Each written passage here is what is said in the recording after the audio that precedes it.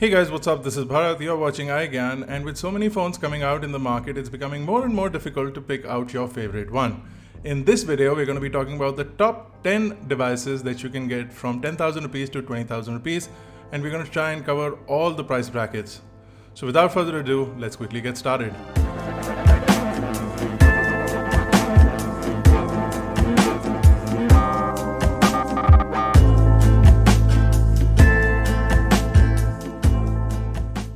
Now, before we start this video, we'd like to let you know that this list is in the order of ascending price, which means from the lowest price going to the highest price. The phones are not ranked in the order of preference, so they're just ranked in the order of pricing.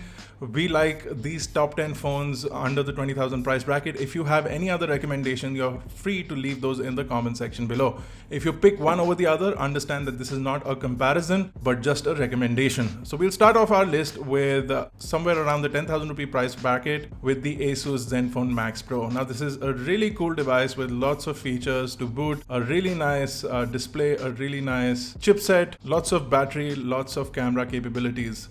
So it comes in with a 5.99-inch 2160 by 1080 pixel display. You've got the Qualcomm Snapdragon 636 chipset along with 3, 4 or 6 GB of RAM and 32 or 64 GB of onboard storage.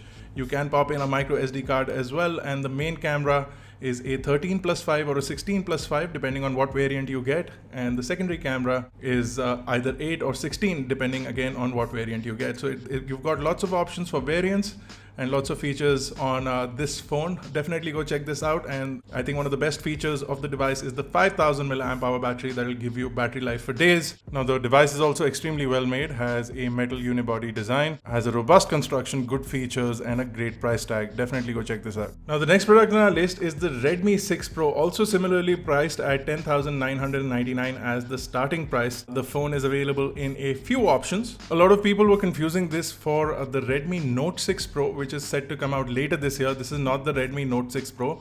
This is the Redmi 6 Pro. This one also has a really good build quality with a metal back. We've got a slightly more modern design with a notch on the top. We've got 12 megapixel plus 5 megapixel rear cameras with AI features. We've got a 5.84-inch Full HD Plus display along with the Snapdragon 625 chipset. Now, the phone does have face unlock and a fingerprint sensor along with a 4000 mAh battery. It is available in a 3GB plus 32GB or a 4GB plus 64GB. Now, both of these variants have a difference of 2,000 rupees in terms of price, and a good starting phone around the 10,000 rupee price bracket if you're not interested in the Zenfone Max Pro. Now, next on our list is the Redmi Note 5 Pro, more or less Xiaomi's hero of 2018. It was launched at 13,999, but later on the price was increased to 14,999 for the base variant. You get 4GB plus 64GB of storage, so that means 4GB of RAM and 64GB of onboard storage. Other specs include a 5.99-inch Full HD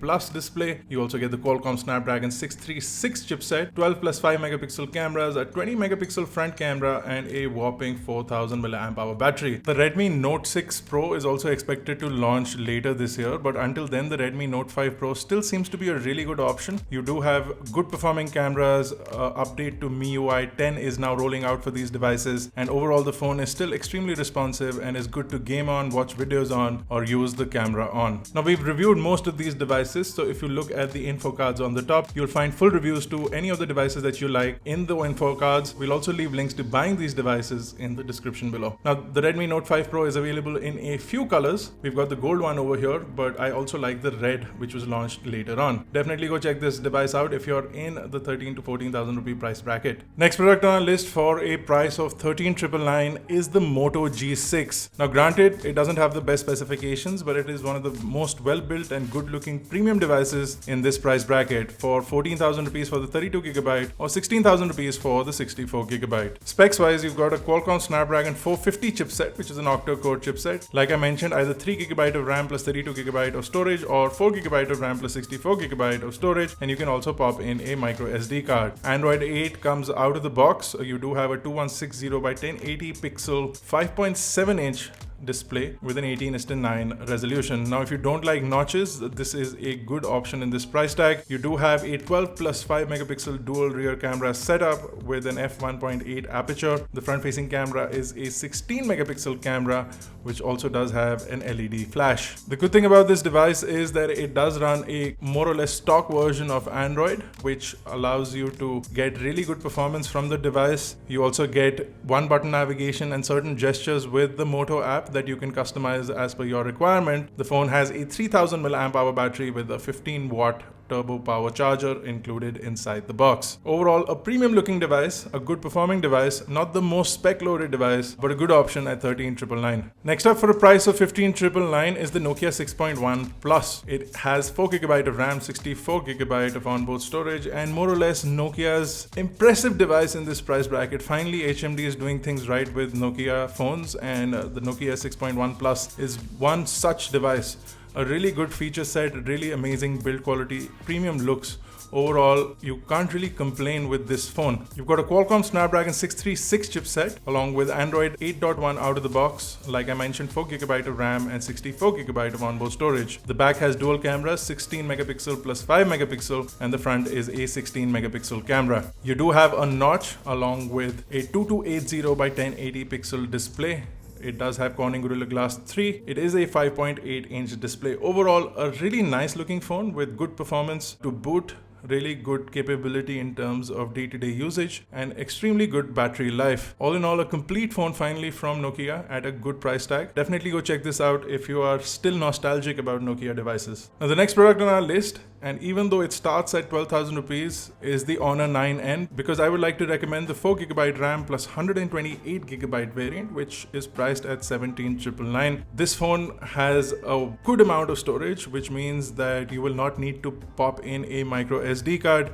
You can use 2 SIM cards without any problem. The front does have a 5.84-inch display with a 2280 by 1080 pixel resolution. The device runs on the Kirin 659 octa-core chipset. Like I mentioned, you do have options of 3GB or 4GB of RAM and 32, 64 and 128GB of storage. The phone has a 3000 mAh battery, but despite that lasts a full day. The cameras, a 13 plus 2 megapixel camera at the back along with a 16 megapixel camera at the front. You do get portrait mode, wide aperture mode, lots of features in Honor's EMUI camera app. You can really play around with the images quite a lot and get good overall results. This is a really good device, mostly because of the storage aspect. Definitely go check this out if you're looking for something sleek and premium in this price bracket. Now, next up on our list is Xiaomi's Android One hero, which is the Mi A2 for this year, 2018. Not a lot has changed in terms of the Mi A1 for the Mi A2, but the device is slightly more refined, more powerful, and more capable at a price of 16,999. It is now readily available, no flash sales, nothing going on, so definitely a good prospect for a lot of people. The phone runs on a Qualcomm Snapdragon 660 chipset along with 4GB of RAM and 64GB of onboard storage. It is available in a few colors, but personally I would recommend either the blue or the black color that you see over here. Since the device runs on the Android One program, you get a completely stock Android OS out of the box. You also get quick updates. You get really good features with low light photography capabilities on the main cameras, and the front-facing camera is a 20 megapixel camera. The screen is a 5.99-inch display with a 2160 by 1080 pixel resolution. You do get dual SIM cards with dual standby, both on 4G, and overall the phone is a performance monster. Even though it only has a 3010 mAh battery, it will last you a whole day, sometimes more depending on your use case scenario. So it's well tuned, it's a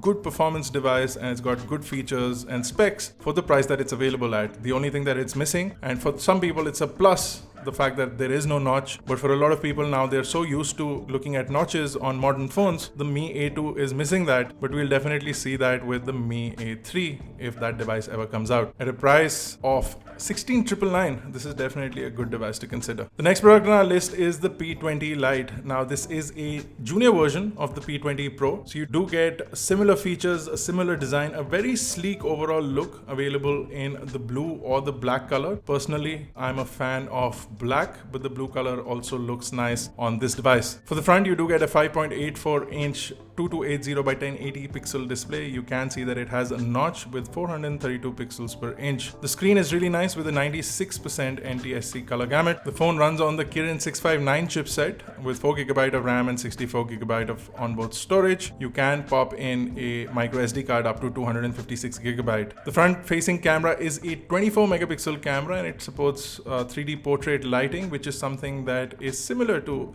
portrait lighting effects seen on iOS devices, specifically the iPhone 10 onwards. The P20 Lite has a 3000 mAh battery, and the 16 plus 2 megapixel main camera does allow you to get a wide aperture shot along with portrait shots and good quality video recording from the main camera. Apart from that, you do get the usual set of EMUI features, an overall sleek body, a fast charging brick included inside the box, and a premium looking device for sure. Seems a little pricey compared to say the Honor 9N, but is definitely something that gives you slightly better brand value with Huawei devices. Another Honor phone comes in at 19,999. Now this is the Honor Play. It's priced at 19,999 like I mentioned. It has more or less flagship features from Honor and Huawei for 2018. So you get a Kirin 970 chipset with AI capabilities. The device also gets GPU turbo. Now there was some complication regarding them cheating on their benchmarks, etc. But despite that, the device has good performance, a good overall feature set, a really nice display with a notch.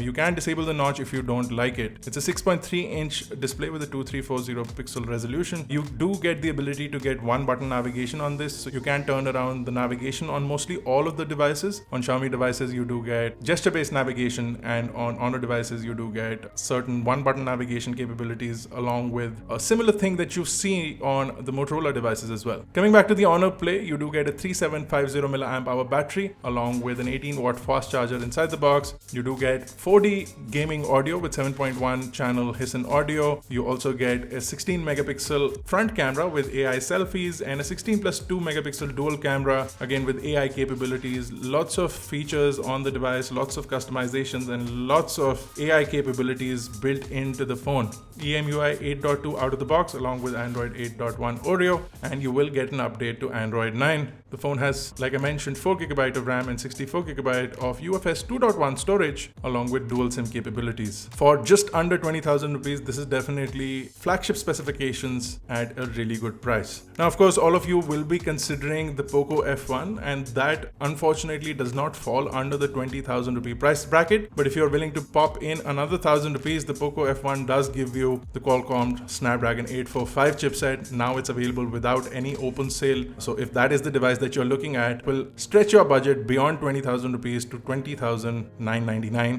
which is basically 21,000 rupees, and we will include it in a 20 to 30,000 rupee price bracket. Now I would like to throw in one final device to complete off the list, and even though a lot of people will not appreciate this device being in the list, for a price of about 19,500 rupees, the Apple iPhone SE with 32GB of storage is the cheapest iOS device that you can get, and it will support iOS 12. As far as specifications are concerned, it is comparable to the iPhone 6s. So you do get the A9 chipset out of the box. You do have a compact display, really poor resolution on the display. You do have a 12 megapixel primary camera and only a 720p HD front-facing camera. But despite all of that, this is a really good device. It does have the M9 Motion GPU. It supports close proximity pairing with Apple devices like AirPods and even Beats audio devices that support that. You do get 2GB of RAM and 32GB of onboard storage. This storage is not expandable unless you get an iCloud account and pay for it monthly. So lots of complications, but this is the entry into iOS. If that is something that you're looking for, this is the cheapest iPhone device that is available. Also the most compact device in this price bracket with only a 4-inch display. So for somebody who's looking for a compact phone with a really fast and responsive operating system with a full day of battery life, this device will definitely cut it in this price bracket. Now, I know a lot of people are going to be hating on me for recommending an iPhone SE, but it is still a fantastic device at this price for getting into iOS, and it will get iOS 12 update, keeping it more or less latest as far as operating systems are concerned. That completes our list, including the iPhone SE. I know a lot of you guys hated that,